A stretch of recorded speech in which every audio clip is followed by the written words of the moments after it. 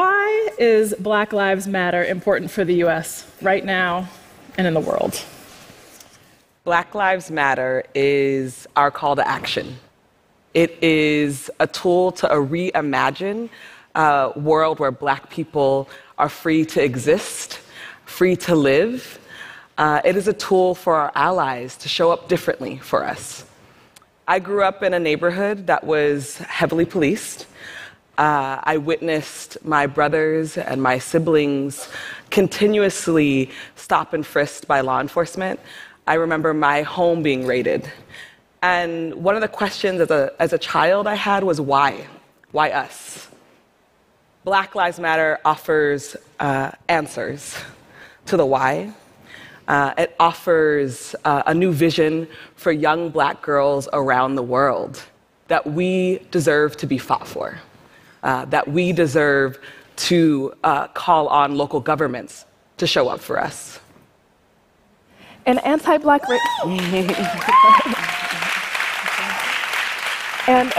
racism is not only happening in the United States, it's actually happening all across the globe.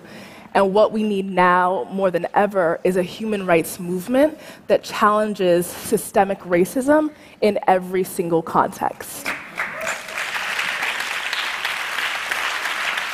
We need this because the global reality is that Black people are subject to all sorts of disparities in most of our most challenging issues of our day. I think about issues like climate change and how 6 of the 10 worst impacted nations by climate change are actually on the continent of Africa. People are reeling from all sorts of unnatural disasters, displacing them from their ancestral homes and leaving them without a chance at making a decent living. We also see disasters like Hurricane Matthew, which recently wreaked havoc in many different nations but caused the most damage to Haiti. Haiti is the poorest country in this hemisphere, and its inhabitants are Black people. And what we're seeing in Haiti is that they were actually facing a number of challenges that even preceded this hurricane. They were reeling from the earthquake. They were reeling from cholera that was brought in by UN peacekeepers and still hasn't been eradicated. This is unconscionable. And this would not happen if this nation didn't have a population that was Black. And we have to be real about that.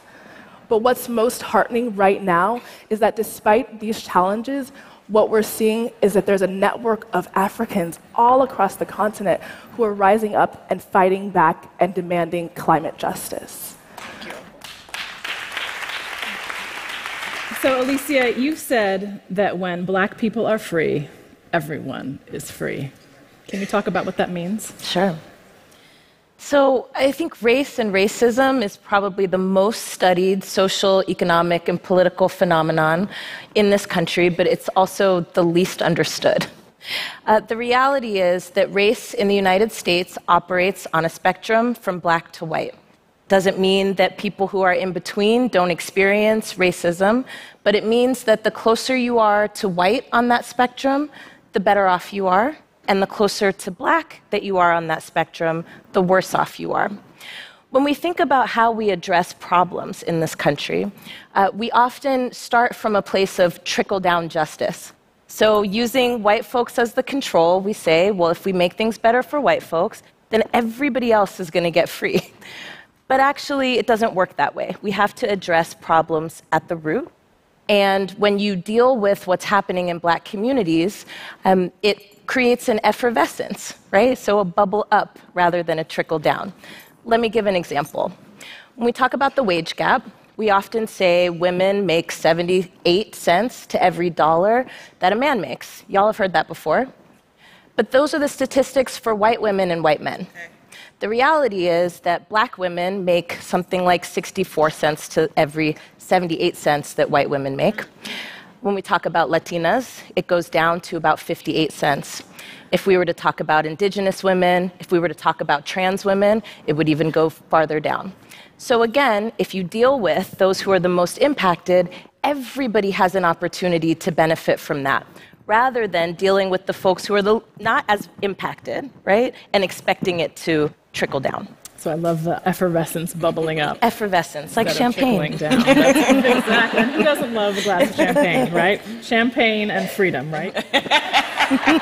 What more could we want, y'all? So you all have been doing this for a minute, and the last few years have been, well, I can't even imagine, but I'm sure very transformative. And I know that you all have learned a lot about leadership. What do you want to share with these people about what you've learned about leadership? Patrisse, let's start with you. Yeah, we have to invest in Black leadership. That's what I've learned the most in the last few years.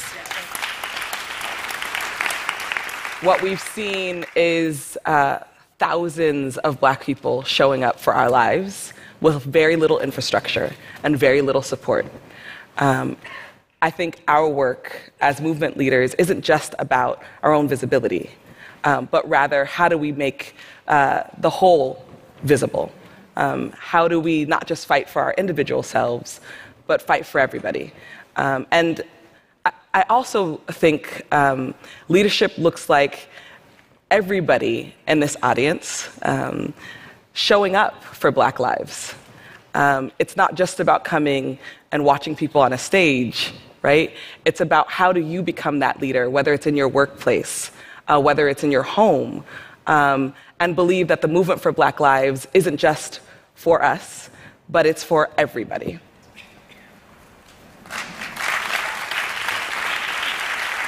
What about you, Opal? So I've been learning a great deal about interdependence. I've been learning about how to trust your team.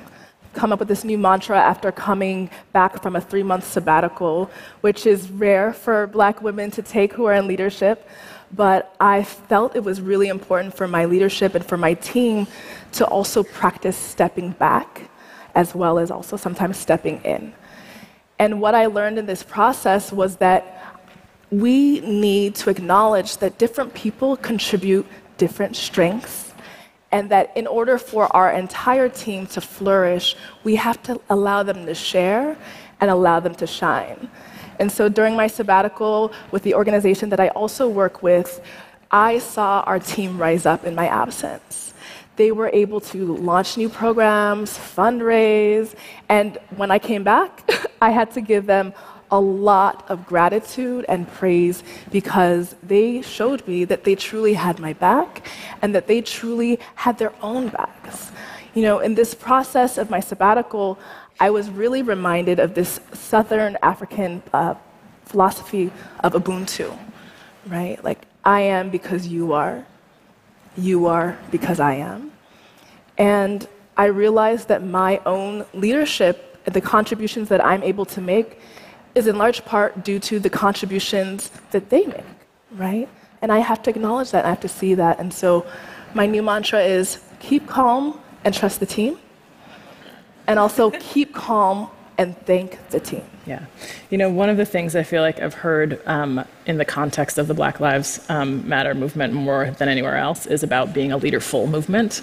And that's such a beautiful concept. And I think that's something that women often bring to the conversation about leadership is really the collective piece. What about you, Alicia? Yeah. How many of you have heard that saying that leadership is lonely?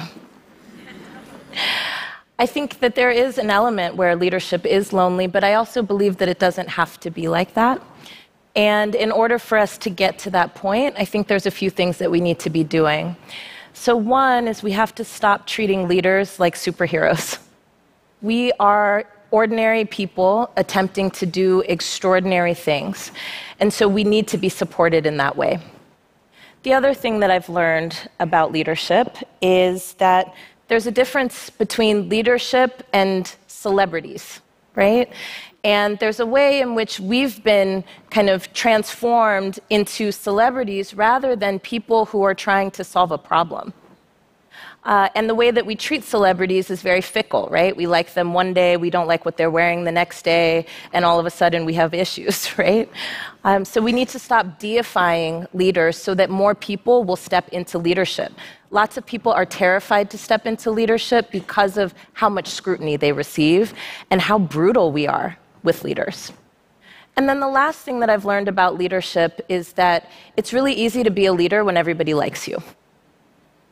But it's hard to be a leader when you have to make hard choices. And when you have to do what's right, even though people are not going to like you for it. And so in that way, I think another way that we can support leaders is to struggle with us, but struggle with us politically, not personally, right? We can have disagreements without being disagreeable, but it's important for us to sharpen each other so that we all can rise. That's beautiful. Thank you.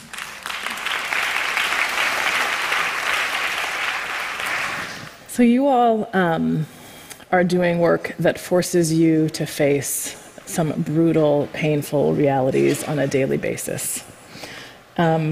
What gives you hope and inspires you in that context? I am hopeful for Black futures. And I say that because we live in a society that's so obsessed with Black death. We have images of our death on the TV screen, on our Twitter timelines, on our Facebook timelines. But what if instead we imagine Black life? We imagine Black people living and thriving. And that inspires me. What inspires me these days are immigrants. Immigrants all over the world who are doing the best that they can to make a living, to survive, and also to thrive. Right now, there are over 244 million people who aren't living in their country of origin. This is a 40% increase since the year 2000. So what this tells me is that the disparities across the globe are only getting worse. Yet there are people who are finding the strength and wherewithal to travel, to move, to eke out a better living for themselves and to provide for their families and their loved ones. And some of these people who are immigrants are also undocumented, right? They're unauthorized. And they inspire me even more because although our society is telling them, you're not wanted, you're not needed here, and they're highly vulnerable and subject to abuse, to wage theft, to exploitation, and xenophobic attacks, many of them are also beginning to organize in their communities. And what I'm seeing is that there's also an emerging network of Black undocumented people who are resisting the framework and resisting the criminalization of their existence. And that, to me, is incredibly powerful and inspires me every single day. Thank you. Alicia. So we know that young people are the present and the future, but what inspires me are older people who are becoming transformed in the service of this movement. We all know that as you get older, you get a little more entrenched in your ways. It's happening to me, I know that's right. But I'm so inspired when I see people who have a way that they do things, have a way that they think about the world, and they're courageous enough to be open to listening to what the experiences are of so many of us who want to live in a world that's just and want to live in a world that's equitable.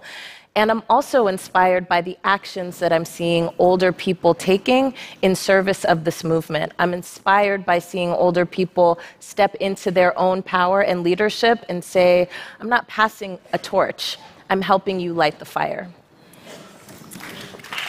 I love that. Yes. So in terms of action, I think that, it is awesome to sit here and be able to listen to you all and to have our minds open and shift.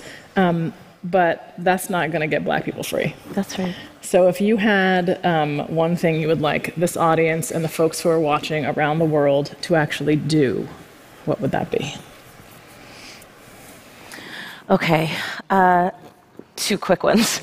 One, call the White House. The water protectors are being forcibly removed from the camp that they have set up to defend what keeps us alive. And that is intricately related to Black lives. So definitely call the White House and demand that they stop doing that. There are tanks and police officers arresting every single person there as we speak.